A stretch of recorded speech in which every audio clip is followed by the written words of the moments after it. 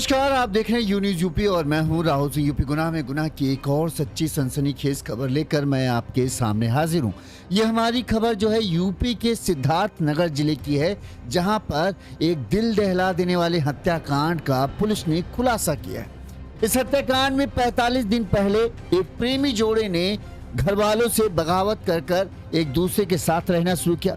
जब मामला था, घर वालों ने समझा कि भाई दोनों एक दूसरे से प्यार करते हैं, लिहाजा घर वालों ने तो पूरी रजामंदी के साथ दोनों की शादी करा दी ताकि दोनों खुशी से जीवन अपना व्यतीत कर सके।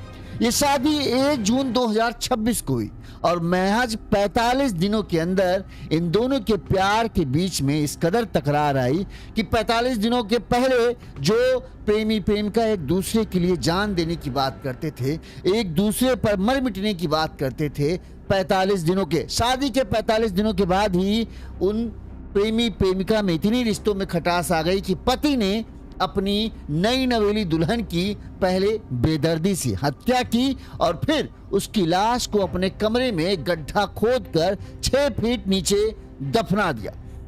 पति उस जहां पर उसने अपनी पत्नी की लाश को दफनाया था वहां पर बाकायदा चारपाई डालकर रोज सोता था। इस दौरान उसने पुलिस को गुमराह करने के लिए पत्नी के लापता होने की सूचना भी दर्ज कराई पुलिस में। लेकिन जब पुलिस ने इस पूरे मामले की जांच पड़ताल शुरू की तो पूरा ये हत्याकांड का सच सामने आया। तो परिजन परेशान हैं, वहीं हर कोई इस बात को कह रहा है कि बताओ ये कैसी लव मैरिज। महज 45 दिन भी प्यार नहीं टिक पाया।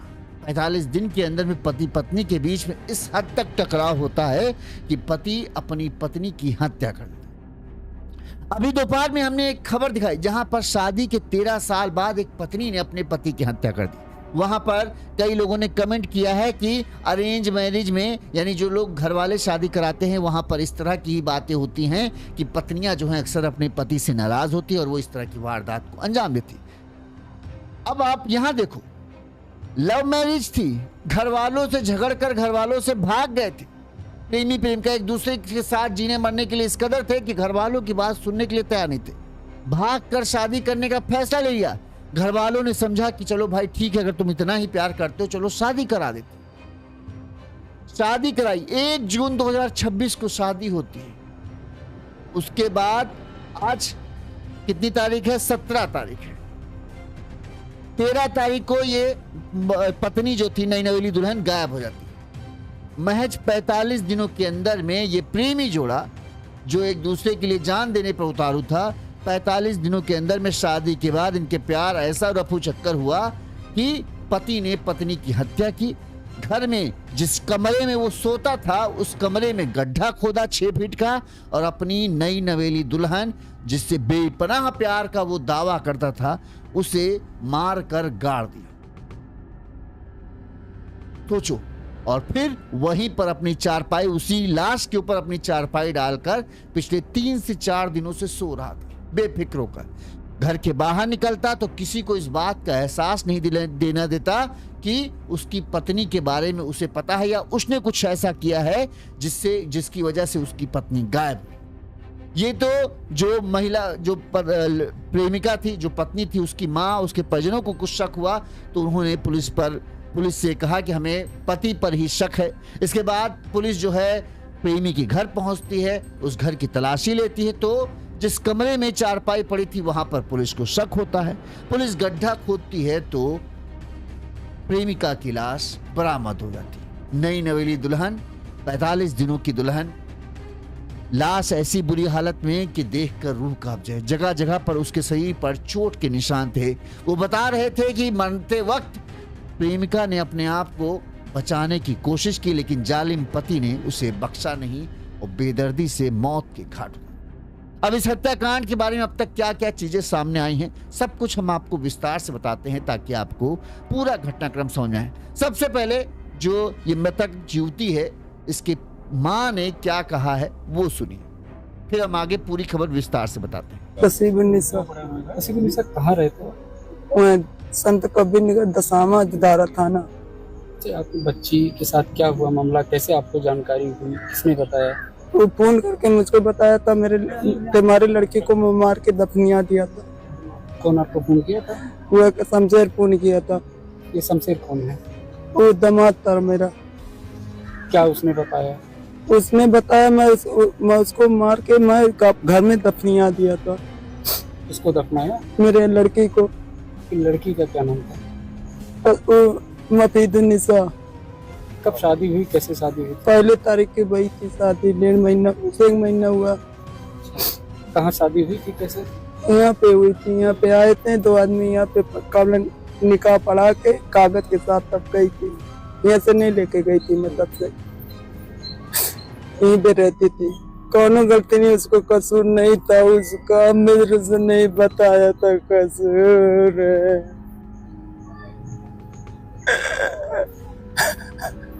संबंध में आए थे लोग, कहाँ से लोग? ये लोग का प्रेम प्रसंग हुआ था, कैसे क्या था? कुछ नहीं, कुल नहीं मैं जानते हैं। ये कहे तुम्हारे बच्ची को मार के मैं दफनिया दिया था। मैं शादी करके यहाँ से मेरा आदमी एक जेठ का लड़का करके चला गया था। भाई मुंबई से ये लोग थे संबंध में? हाँ, बम्बई से मैं बातचीत चलाई थी, इसी से यहाँ पे कबला यहीं से शादी करके गई थी। मेरा आदमी, मेरा जेठ का लड़का। क्या चाहते हैं? इसका केस करना चाहता हूँ मैं। उसको जिंदगी भर उसको जपत करती थी। मेरे लड़की को जैसे जान लिया साहब, उसको जान ले लम्बा पड़ेगा। चलिए अब हम आपको पूरा घटनाक्रम विस्तार से बताते हैं। मुफीदन जो युवती का नाम है, मुफीदन निशा नाम था, ठीक है। उम्र 19 साल 20 साल थी, लेकिन प्यार में इस कदर दीवानी हुई कि ये भूल गई कि ये उम्र अभी इतने बड़े फैसलों लेने की नहीं है। माँ बाप अगर कुछ कह रहे हैं तो उनकी बात को समझो, लेकिन ना जवानी की दहलीज पर रखे कदम अचानक से प्यार में पड़ते हैं और फिर जंग समाज से जो लोग हैं जो उन्हें समझाने की कोशिश करते हैं, उन्हें लगता है अरे ये तो पुराने ज़माने के हैं, ये हमारे प्यार के खिलाफ हैं। और लड़की ने एक बड़ा कदम उठाया। उसे लगा उसका प्रेमी उसे बहुत खुश रखेगा। अच्छा, चूंकि परिवार मुफीदन निशा का परिवार बड़ी ही आर्थिक स्थिति से कमज़ोर था, तो उसे लगा था कि यहाँ से तंगहाली से, परेशानी से, आर्थिक स्थिति से निजात उसे मिलेगी। उसका पति तो उसे रानी बनाकर रखेगा। 45 दिनों में ही मुफीदन के सारे सपने चकनाचूर हो गए और पति ने उसे मारकर नीचे दफना दिया अपने ही कमरे के अंदर और कहा अब तुम बनो रानी। चलिए अब हम आपको पूरी घटना विस्तार से बताते हैं ताकि आपको पूरा घटनाक्रम समझ में आए। जैसा कि हमने आपको बताया, ये घटना जो है यूपी के सिद्धार्थनगर जिले की है। सिद्धार्थनगर जिले का डमुरियागंज थाना क्षेत्र है। यहाँ पर चक मझारी गांव है। इस चक मझारी गांव का रहने वाला था 22 साल का शमशेर, ठीक है। इसके पिता का नाम है नीबर, ठीक है, ये मुस्लिम है, मुस्लिम युवक है शमशेर। शमशेर बताते हैं जो मुंबई में मजदूरी करता था, यहीं पर जहां पर वो मजदूरी करता था, जहां पर रहता था, वहीं पर उसका परिचय सिद्धार्थनगर जिले के बगल में संत कबीर नगर जिला है। इसी जिले के दुधारा थाना क्षेत्र के दसिया गांव के रहने वाले मजहर से दोस्ती व्यवहार हो गया, जान पहचान हो गई, ठीक है। अब जान पहचान हुई तो उसका मजहर के घर आना जाना शुरू हो गया। यहाँ पर जब भी आता तो अमूमन होता है, आप जानते हैं, जब 2 लोग बाहर रहते हैं तो जब अगर उन्हें अपने गांव कुछ भेजना होता है तो जैसे पड़ोसी गांव का युवक जो है वो जा रहा होता है तो उसे कहते भैया लो ये ले आ जाना और हमारे घर में दे देना। तो इसी तरह से जो शमशेर खाता मजहर के घर आना जाना शुरू हो जाता है। मजहर के 4 बेटा और 2 बेटियां हैं। उसकी सबसे बड़ी बेटी 20 साल की मुफीदन की जो है, जब शमशेर का घर आना जाना शुरू हुआ तो मुफीदन निशा और शमशेर की दोस्ती हो गई। धीरे धीरे दोनों की बातचीत, फोन नंबर एक्सचेंज हुए, दोनों के बीच बातचीत शुरू हो गई और दोनों के बीच नजदीकियां बढ़ती चली गई। दोनों एक दूसरे से बेइंतहा प्यार करने लगे। यहाँ तक कि मामला इस कदर पहुंच गया कि अब हम दोनों एक दूसरे के बिना जी नहीं सकते। अगर हमारे घर वाले शादी नहीं करेंगे तो हम घर से भाग जाएंगे। और हुआ भी यही। दोनों की शादी के लिए घर वाले तैयार नहीं हो रहे थे, लेकिन इसके चलते शमशेर जो है मुफीदन को उसके घर से यानी संत कबीर नगर के दसिया गांव से भगाकर अपने गांव यहां पर लेकर आता है। इसके बाद जब ये परिवार दोनों परिवारों तक पहुंचती है, दोनों जो परिवार थे वो बड़े बुजुर्गों को बुलाकर पंचायत बैठती है। फिर ये होता है कि चलो भाई, जब दोनों पसंद करते हैं। अच्छा, ये भी था कि ऐसा कुछ नहीं था कि बिरादरी धर्म का अलग हो, एक ही मुस्लिम समाज के दोनों परिवार थे, तो ये हुआ कि चलो ठीक है, अगर दोनों लड़का लड़की इसी में खुश हैं तो यही सही है भाई, बालिग हैं। अगर हम जबरदस्ती कर लेंगे, कहीं कुछ कर लेंगे तो और बदनामी होगी। तो परिवार के लोगों ने समझदारी दिखाई और कहा कि भाई ठीक है, तुम लोग अगर इसी चीज से खुश हो, सोच लिया है एक बार तुम लोगों ने, और तुम लोगों ने अब बड़े हो, समझदार हो, अगर तुम लोगों ने ये फैसला लिया है कि तुम दोनों लोग एक दूसरे के साथ खुश रहोगे तो ठीक है, तुम लोग की शादी करा दिया। 1 जून 2026 को शमशेर और मुफीदन निशा का निकाह कर दिया गया।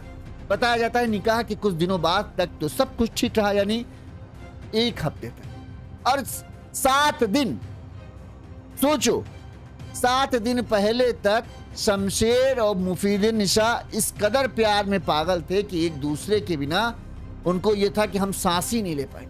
एक दूसरे का चेहरा दिखे बिना उनको नींद नहीं आती। इतना गहरा प्यार कि हम मर जाएंगे अगर इसको घर वाले समझाएं, बिटिया अभी तुम्हारी उम्र नहीं है, तुम नहीं समझ रहे हो कि शादी कितनी बड़ी हो। ना अब्बा ना अम्मी, तुम्हें नहीं पता, अगर हम उसको नहीं, हम उससे हमारी शादी नहीं करोगे तो हम मर जाएंगे। उस शमशेर के सिवा कोई मुझे खुश नहीं रख सकता। इस तरह की बातें चले। अब माँ बाप भी बेचारे क्या करें, हार गए। अच्छा, मुफीदन निशा के परिवार की भी आर्थिक स्थिति कोई बहुत अच्छी नहीं थी कि वो कहें कि यार चलो ठीक है, कोई बहुत अच्छा लड़का तुरंत हम देखें और वहां उसकी शादी कर दे। पैसा बहुत बड़ी मजबूरी होता है, तो लगा कि चलो ठीक है भाई, ये भी ठीक ही लड़का है, अच्छा कमाता है।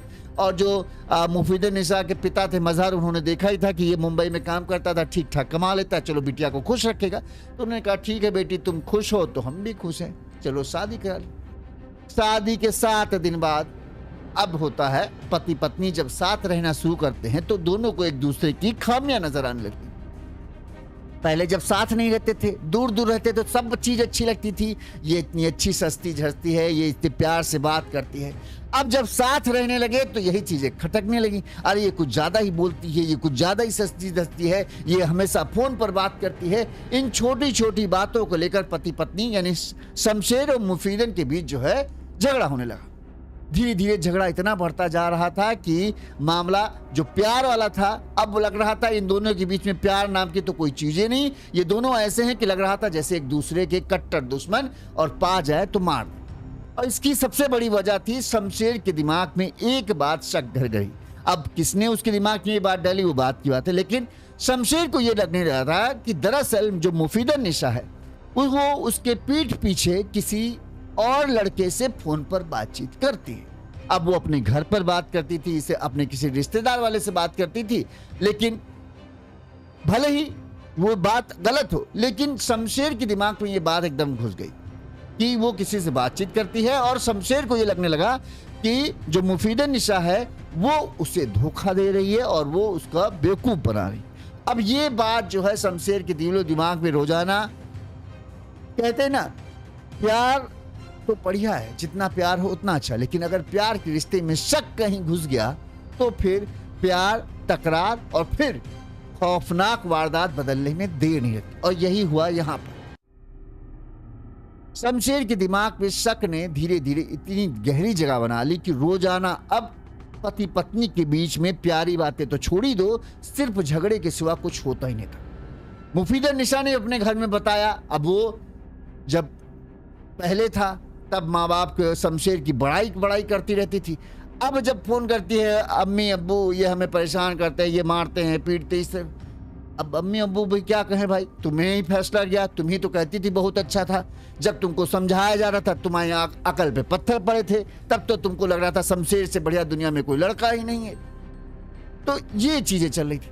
अच्छा, फिर भी जो मुफीदन निशा के घर वालों को ये अंदाजा नहीं था कि बात यहां तक पहुंच जाएगी। कहते हैं कि इसी तरह से झगड़ा चल रहा था।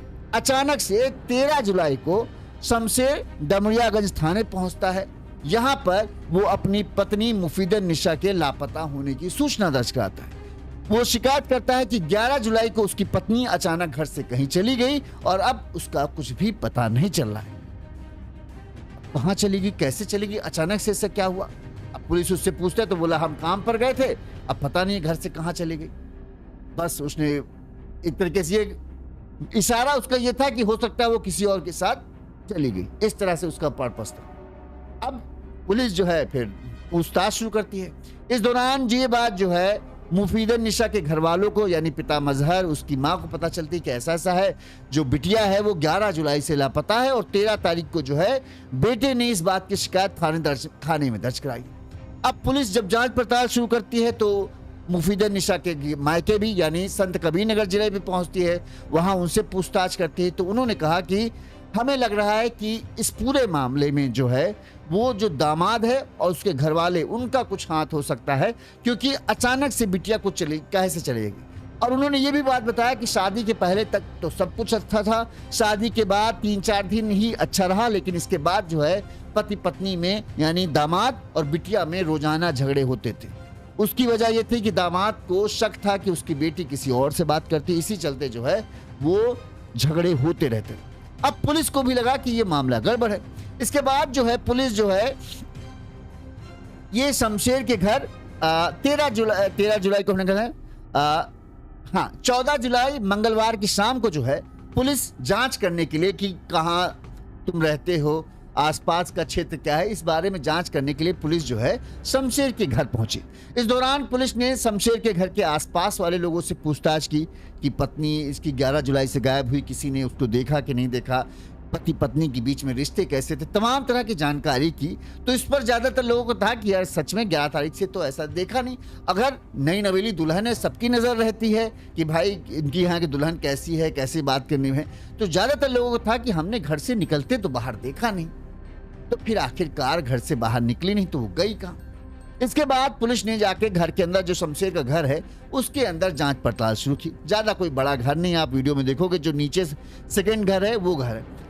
पुलिस एक कमरे में पहुंची तो वहां पर देखा कि जो कमरे की फर्श थी वो ऐसा लग रहा था कि जल्दी में बनाएगी। ज्यादातर घर में कच्ची फर्श है, मतलब मिट्टी टाइप की थी, लेकिन उस कमरे में जो है वो फर्श बनाई गई थी। ऐसे में उसके ऊपर चारपाई वाई पर रखे। तो पूछा गया यहाँ क्या मतलब कौन इस कमरे में रहता है, तो शमशेर ने बताया कि हाँ इसी कमरे में हम अक्सर सोते हैं। और फर्श के बारे में पूछा गया तो बोला हाँ हमारे घर में अभी काम चल रहा है तो अभी जल्दी घर है। इसके बाद पुलिस को शक हुआ क्योंकि अभी कुछ दिनों पहले ही एक इसी तरह का मामला आया था जहां पर टॉयलेट की फर्श के नीचे पति की लाश थी। लिहाजा पुलिस ने जो है उस फर्श को तोड़कर उसे खोदना शुरू किया। खोदा तो करीब 6 फीट का गड्ढा खोदने के बाद पुलिस को वो दिखा जिसकी कोई कल्पना नहीं कर सकता। उस कमरे के अंदर में मुफीदन निशा की लाश दफन थी। लाश मतलब ऐसा था कि जिस दिन गायब हुई है ऐसा लग रहा था कि उसी दिन उसकी हत्या करके लाश को दफनाया गया था। लाश बुरी तरह से आधे से ज्यादा लाश सड़ चुकी थी और तेज बदबू आ रही थी। बदबू इतनी तेज थी कि वहां पर पुलिस वालों को खड़ा होना मुश्किल था। किसी तरह से लाश को बाहर निकाला गया। इसके बाद लाश को पैक किया गया और फिर पोस्टमार्टम के लिए भेजा गया। इस दौरान जो है पुलिस ने शमशेर, उसके पिता और उसकी मां तीनों को हिरासत में ले लिया। पुलिस जब बॉडी बाहर निकाली गई तो शरीर पर ये साफ दिख रहा था, मुफीदन निशा के शरीर पर चोटों के निशान इस बात की गवाही दे रहे थे कि हत्या से पहले जो है मुफीदन निशा ने अपने आप को बचाने की कोशिश की, लेकिन शमशेर के आगे उसकी एक नहीं चल पाई और शमशेर ने इस पूरी बार मतलब उसको बेदर्दी से किसी भारी चीजों से पहले बुरी तरह से मारा पीटा है। जब वो मर गई तो फिर उसकी लाश को कमरे में गड्ढा में खोदा और उसे दफना दिया। वहीं पुलिस को इस बात पर शक हो रहा है कि माँ बाप के घर में होते हुए शमशेर ने इस पूरी वारदात को अकेले अंजाम दिया। ये बड़े ताजुब की बात है क्योंकि 6 फीट का गड्ढा खोदना बड़ी बात होती है, ठीक, ऊपर से हत्या करना और हत्या के बारे में किसी को पता ना चल पाए। तो पुलिस को ऐसा लग रहा है कि माँ बाप ने जो है, शमशेर के माँ बाप ने भी इस हत्याकांड में अपने बेटे का साथ दिया और उसे बचाने की पूरी कोशिश की है। अभी पुलिस इस बात की जांच कर रही। पुलिस ने तीनों को हिरासत में ले लिया, उनसे पूछताछ जारी। पुलिस ने इस मामले में क्या कहा वो भी हम आपको सुना देते हैं, फिर आगे बात करते हैं कि पूछताछ में अभी शुरुआती जानकारी के आधार पर क्या बातें सामने आई हैं। आज थाना डुमरियागंज पर श्रीमती सफीदुन्निसा निवासी 10वां थाना दुधारा जनपद संत कबीर नगर ने सूचना दिया कि मैं अपनी लड़की मफीदुन्निसा की शादी 1/6/2026 को शमशेर अहमद निवासी चकमझारी थाना डुमरियागंज जनपद सिद्धार्थनगर के साथ किया था। शादी के बाद से ससुराल के लोग दहेज की मांग को लेकर के हमारी लड़की को मारते पीटते प्रताड़ित करते थे। आज सूचना मिली कि उन लोगों ने दहेज की मांग को लेकर के मेरी लड़की को मार पीट कर हत्या कर दिए हैं और उसके शव को मकान के अंदर दफना दिए हैं। बादिनी श्रीमती सफीदुन्निसा के प्रार्थना पत्र पर समुचित धाराओं में अभियोग पंजीकृत किया गया है और प्रभारी निरीक्षक डुमरियागंज के साथ घटना स्थल का निरीक्षण किया गया है। मौके पे फील्ड यूनिट की टीम भी आ गई है। मजिस्ट्रेट की उपस्थिति में शव को खुदवाकर निकलवाया गया है और आवश्यक विधि कार्रवाई की जा रही है। मुकदमे में नामजद अभियुक्त शमशेर अली, हसीबुल्लाह और खुशबू निसा को हिरासत में लेकर पूछताछ कर आवश्यक विधि कार्रवाई की जा रही है।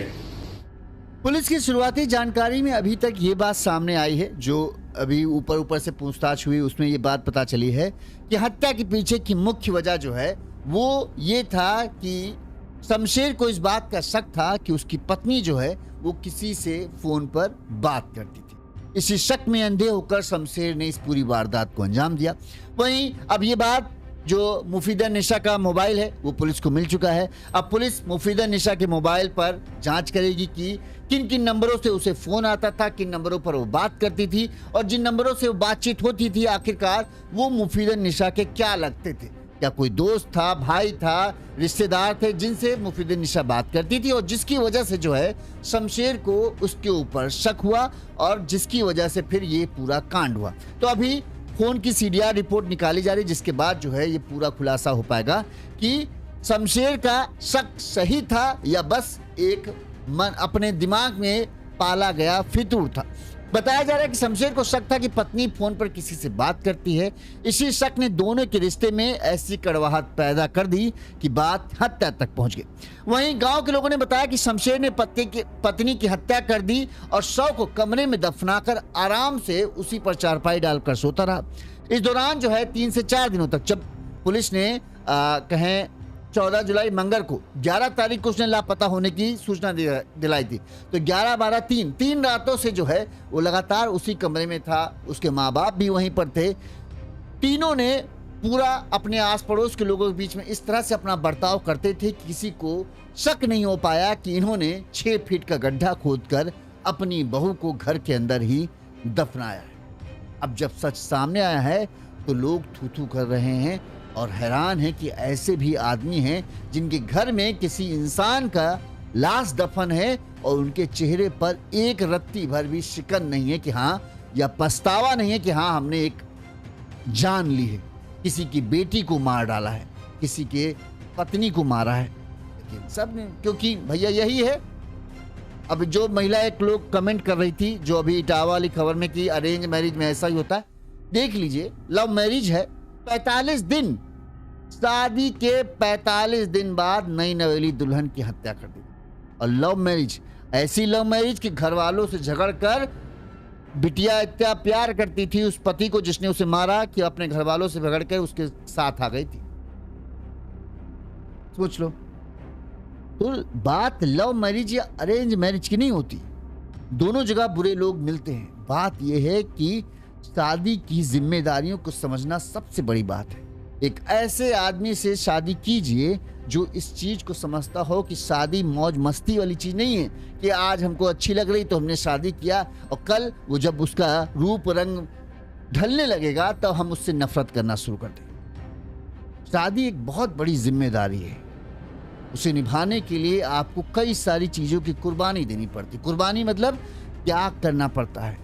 आपको कभी हो सकता है शादी से पहले आप बड़े बिंदास टाइप के हो कि आप नई नई बाइक, नया मोबाइल लेने का शौक आपको रहता हो, कोई भी लेटेस्ट चीज आती है आपको लगता है कि यार खरीद लेते।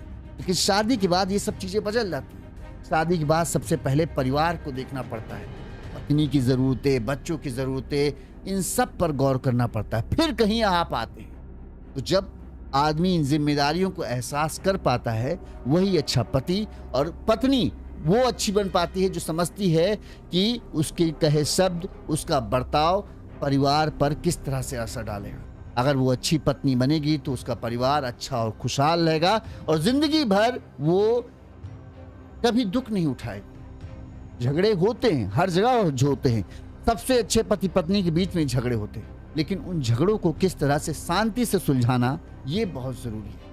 अगर पत्थर से पत्थर टकराएगा तो एक पत्थर टूटेगा, लेकिन पत्थर अगर ये समझे कि ये पत्थर हमारा इसी के साथ मिलकर जो है हमें अपना घर बनाना है, तो कहते नहीं पत्थर पत्थर चिपकता है तो घर बन जाता है, महल बन जाता है। तो आपको वही चीज समझना है कि टकराना नहीं है, बात करनी है, समस्या का समाधान करना है, तो वो रिश्ते चलते हैं। नहीं तो देखो ये एक सुबह खबर 13 साल शादी को होने के बाद हत्या कर दी, ये 45 दिन लव मैरिज, दोनों शादियों के एग्जाम्पल उदाहरण जो हैं आपके सामने हैं। सोचो कौन सही कौन गलत। इस खबर पर आपकी क्या राय, कमेंट करके जरूर आइएगा। इसी तरह से गुनाह की तमाम बड़ी खबरें हम आप तक पहुंचाते रहेंगे। देखते रहिए यूनियूपी।